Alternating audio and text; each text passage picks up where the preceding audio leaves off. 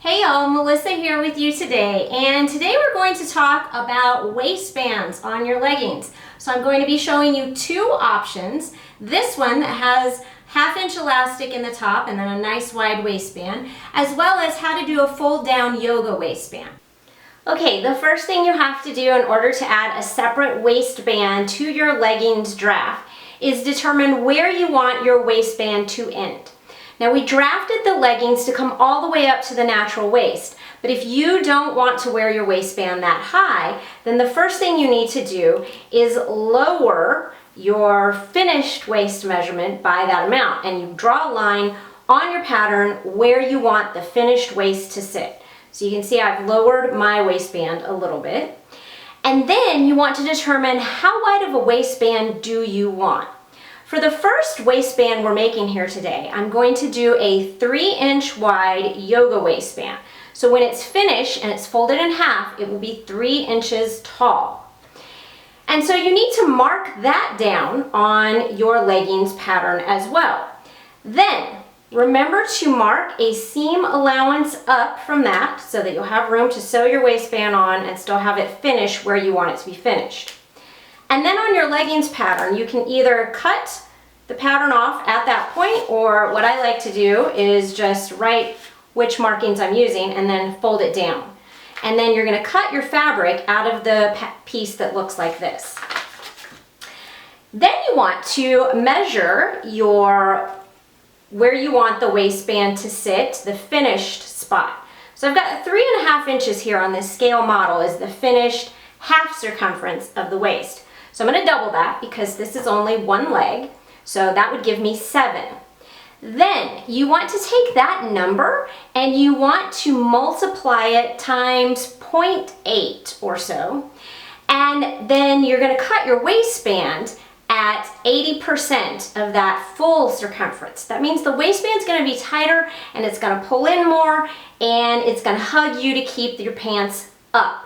It has to be smaller than the actual leggings, or the leggings just fall down and there's no point in putting on a waistband. So let me draw out my waistband piece. First, if I check out my calculator and I want to do the half of the waist measurement times 0.8, it's going to get me to 2.8 here on this scale model. So I'm going to go to here. Then I want the final waistband to be 3 inches tall, so I need to first double that measurement because that way I have enough to fold this waistband down in half. So instead of 3 inches, I'm going to go to 6, which on my scale model would be here, and then I am going to complete that rectangle. Then I need to add seam allowances, so I'm going to add a seam allowance along each side, each of 3 sides of this. This edge here, you will cut on the fold. Once I've finished drawing up my waistband pattern, I'm going to need to cut 2 of this on the fold. So here's what this is going to look like in full scale fabric. So I've got my waistband, I cut it out on the fold. I've made 2 of these. And then here are my pants all sewn together. And as you can see, the waistband is not as wide as the pants, and that is as it should be because this waistband is going to stretch and squeeze in to keep the pants from sliding down. So the first thing I need to do before attaching these is I need to take each waistband piece and I need to sew it down the short edge. Here's what the waistband pieces look like once they're sewn together. Make sure you're using a stretch stitch and sewing down that short edge. Then what you need to do, you need to take one of the 2 waistbands, turn it right side out,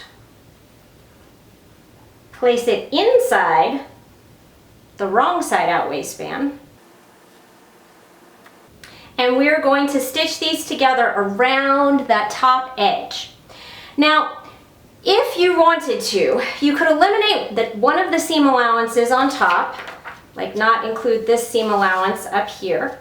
And you could have cut out a quadruple width so that you could avoid this step of sewing together. So your waistband would have looked like this, sewn together on the short end, and then we would eliminate the seam that we're about to sew. So the extra support that seam adds is the reason why I go ahead and I do that seam on the top. So I'm going to go ahead and sew that, and then I will show you how we're going to attach this to the actual leggings. Okay, here is those two waistbands sewn together. So what I'm going to do now is I'm going to fold them so that they are wrong sides together. Okay, next I'm going to mark quarter points on this waistband. So I don't have to mark the back because that's where the seam is. But what I want to do is fold it on the seam, and then I want to mark where the center front would be. And I'm just going to use a clip to do that. And then fold it so that center front and center back are matched. And I'm going to mark the two side points with clips. And then on my pants, I'm going to fold them so center back and center front are matched, and also mark the side points. And then I have a center front and back seam, so I don't have to mark those. All right, what you want to do now is you want to take your yoga waistband, you want to put it so that your pants are inside the waistband, and we're just going to match up those points now. So here's my center front clip, going to match it to the center front. So I've got 3 layers here that I'm sewing through, 2 layers of waistband and 1 layer of leggings.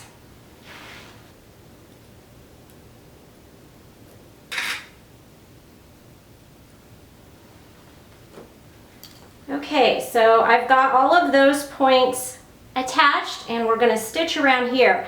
I'm going to take you over to the machine with me to show you this step so you can see how you have to stretch as you stitch this on.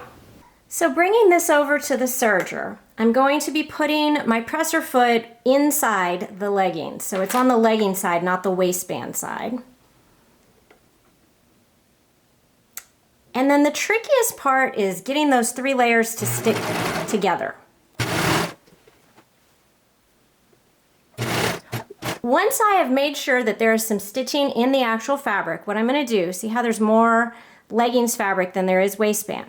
I'm going to stretch just till all 3 of those lay flat together, and then I will continue to stitch.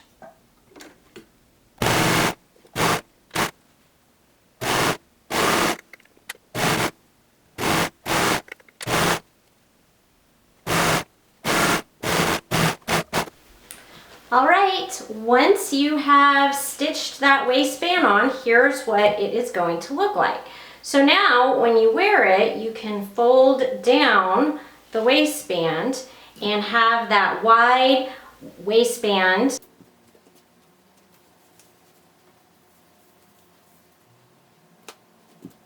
Let's go ahead and watch the second way to add a waistband. Okay, to make the second style of waistband that I'm going to show you today, you do the same procedure here as far as determining where you want your finished waist to be, measuring that finished waistline, adding the seam allowance, all of those things that we did in the first half of the video. In fact, if you skipped the first half of the video, you're going to want to go watch that because a lot of the techniques I used there, we're going to be using here. So the difference on this one is that I only used the finished waistband measurement to draw out my rectangle. I did not double it. So I decided I wanted about a 3-inch waistband here, and then I added the seam allowances, and I've got it to cut on the fold. But we're going to add one further modification for this. I did not take out or multiply this times 80% like I did with the other waistband. This is the exact same measurement as the leggings were. However, I am going to pull in the top part of the waistband. I'm going to show you how. So what you're going to want to do is slash your waistband in a couple places, maybe like 3. And then you want to know what that 80% measurement is, because what you're going to do is you're going to overlap at the slash marks that you did on your waistband, and what that is going to do is that you're going to create this curved piece. So you want the top curve to be like 80% of your measurement, and you want the bottom curve to match your measurement exactly. So here it is on my little scale models here. There's the waistband curved, and there's where I'm going to be attaching it here. Okay, in real life, what this looks like when you retrace that waistband, here is my waistband piece, and you can see how it's curved a little bit. This side's cut on the fold, and we do have 90-degree corners at each corner. That's important. When you cut it out, you're going to cut 2 again on the fold, just like we did before, and I've got these 2 curved waistbands. So just like we did with the yoga waistband, I want to stitch down those short edges with the right sides together. Okay, here's my waistband. I stitched it down the short edge, and then just like the yoga waistband, I placed one inside the other and we stitched around the top edge. Be careful, since this is not a rectangle like the yoga one, that you're stitching that inner shorter curved edge, not the outer longer curved edge. And then here's where this is going to get a little different. Instead of just attaching this to the pants, we're actually going to put a little bit of elastic in the top here to keep the waistband up on your body, to keep it from rolling down. So I've got a piece of elastic that is cut to the same length as the top of that waistband. And what I want to do is I'm going to zigzag stitch this elastic just to the seam allowance there.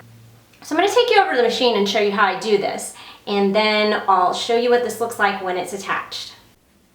Okay, I've got my machine set for a zigzag stitch. I'm just going to place my waistband under here, and I want to line up my piece of elastic with that innermost stitching. And I want to check where the furthest left position of my needle is going to be with the stitch that I'm using. The stitch I'm using is 3.5 millimeters wide and 2 millimeters long. So I want the edge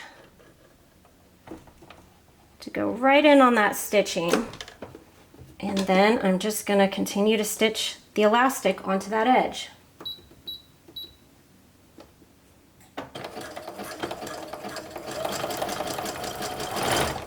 Notice I am not stretching the elastic. That's because it is the exact same as the waistband. Okay, y'all, here is what that waistband looks like when I've added the elastic stitching to the top. And you notice it looks a little bit ripply and almost like stretched out. It did stretch a little bit as I was stitching.